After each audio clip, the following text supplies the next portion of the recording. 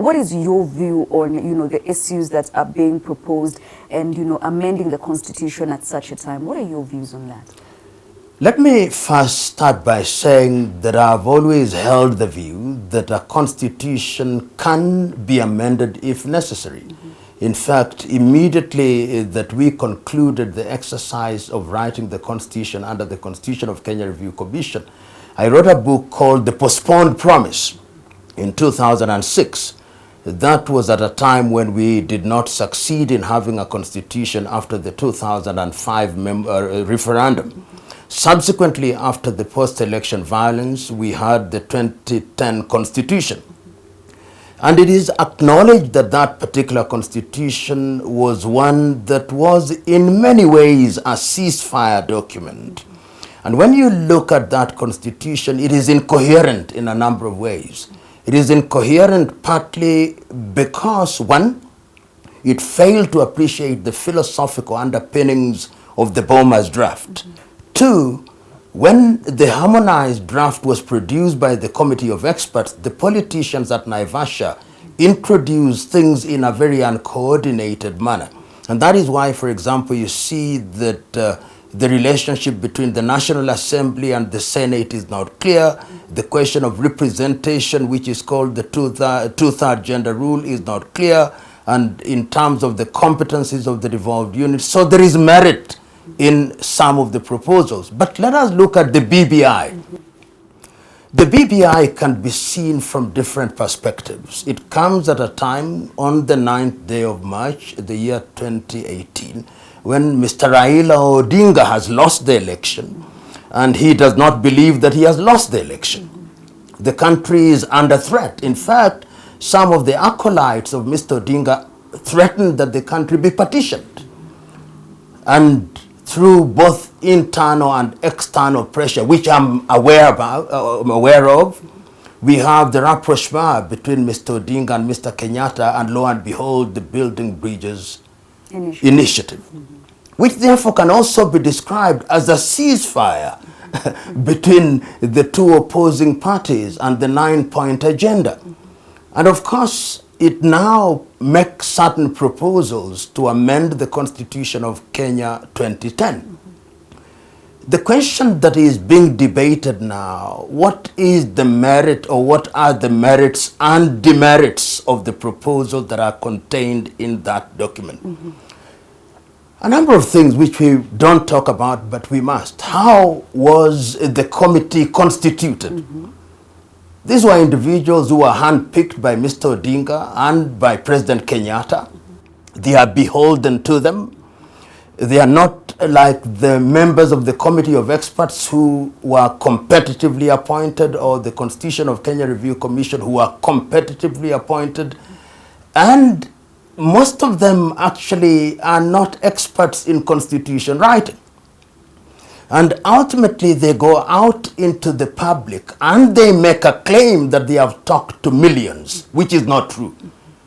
If you read the document, the BBI committee actually received memoranda from 93 institutions, 7 community groups, and 328 memoranda only.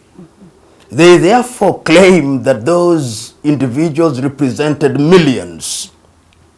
And the spat that is now emerging, where one of the members, Major John Say, is saying that the document was doctored, speaks to what we are saying.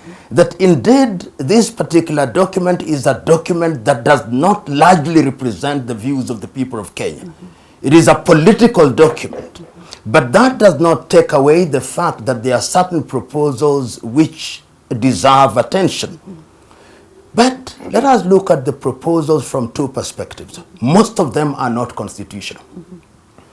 One, as to whether one will pay the help loan, that is not a constitutional issue.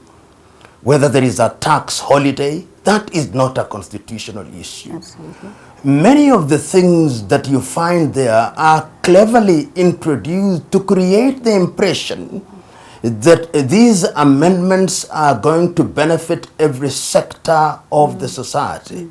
and they are designed to camouflage what I consider to be the real intention of the political class, which are these. One, to expand the executive. Yes. And to expand the executive, we are being told that this is going to introduce inclusivity. I do not agree. When you create the office of the Prime Minister and you create the office of the two deputy Prime Ministers and you create the leader of the opposition, how does that in and of itself create inclusivity in a country where ethnicity has become the way of mobilizing the population?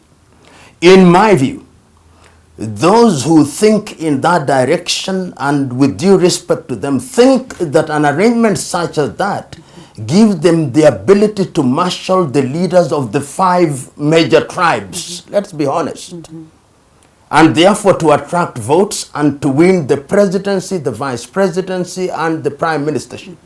I'm not persuaded. I want to be persuaded that inclusivity is dealt with in that way. Number 2, it purports to address the question of gender rule, which is an affirmative action response. They lose the philosophy of affirmative action. Affirmative action does not exist for all times. Affirmative action is time sensitive. When you now introduce seats and you say you eliminate the women-only seat and you increase the number of seats to 360, how do you guarantee that you'll achieve that? And I'm not persuaded that that is not the route to take, that is the route to take. Then you say that you are now enhancing the size of the Senate to 94 and you are going to have women in that way. You then make affirmative action permanent, because remember, it is now women who are historically disadvantaged. In the next 50 years, it may be men who are disadvantaged. So if you look at the constitutional proposals, in my view, they fall below the standard. And the document is very poorly written. Those who have read it will tell you it's a very poorly written document. The other issue that they deal with is the question of devolution. And this is meant to be a sweetener to the governors and the people of Kenya. They are saying we are going to allocate 35% of the national budget to devolved units. Nobody does that. Up from 15. What you do is you devolve functions. Once you devolve functions, money follows functions. You don't devolve money. Because it's like telling your child or your son or daughter, I used to give you pocket money of 15,000 shillings. I'm now increasing it to 35,000. To do what with? Devolve functions. And when you devolve functions, the money will follow those functions. Once again, they fail to appreciate the model. So in a nutshell, there are certain things that look good, but on the constitutional proposals, I think they have missed the mark. And the document ought to be re-examined further so that it is cleaned. In fact, it pains me, as it must pain a Kenyan, when a few politicians say, we cannot reopen debate. How can you possibly say that?